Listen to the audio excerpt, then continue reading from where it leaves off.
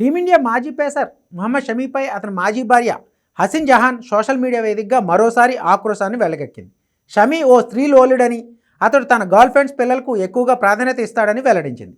Girl ఫ్రెండ్స్తో పాటు వారి పిల్లలకు అతడు ఖరీదైన బహుమతులు ఇచ్చాడని తెలిపింది. తన ప్రియురాలి పిల్లలను ఖరీదైన పాఠశాలలో చదివిస్తున్నాడని, వారి కోసం బిజినెస్ క్లాస్ విమాన టికెట్లకు లక్షలు ఖర్చు చేస్తున్నాడంటూ ఆరోపించింది.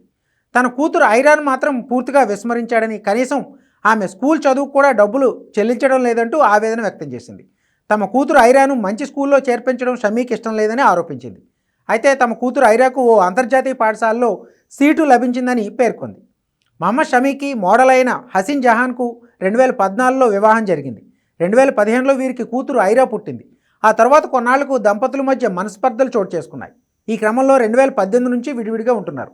షమీపై గృహహింస ఆరోపణలు చేసి న్యాయస్థానం మెట్లెక్కింది హసీన్ జహాన్. ఈ కేసు ప్రస్తుతం కోర్టులో నడుస్తుంది. ఇటీవల కోల్కతా హైకోర్టు హసీన్ జహాన్ కూతురు ఐరా సంరక్షణ కోసం నెలకు 4 లక్షల భరణం చెల్లించాలని షమీకి ఆదేశాలు ఇచ్చింది. దీనిలో 2.5 లక్షల కూతురు ఐరా బాగోగుల కోసమే కోర్టు కేటాయించింది. ప్రస్తుతం షమీ 2025 దులీప్ ట్రోఫీ అలాగే ఆసియా కప్ కోసం రెడీ అవుతున్నాడు. ఇటీవల ఐపీఎల్లో సన్ రైజర్స్ హైదరాబాద్ తరఫున ఆడిన షమీ సాధారణ ప్రదర్శన కారణంగా ఇంగ్లాండ్ టూర్కు ఎంపిక కాలేదు.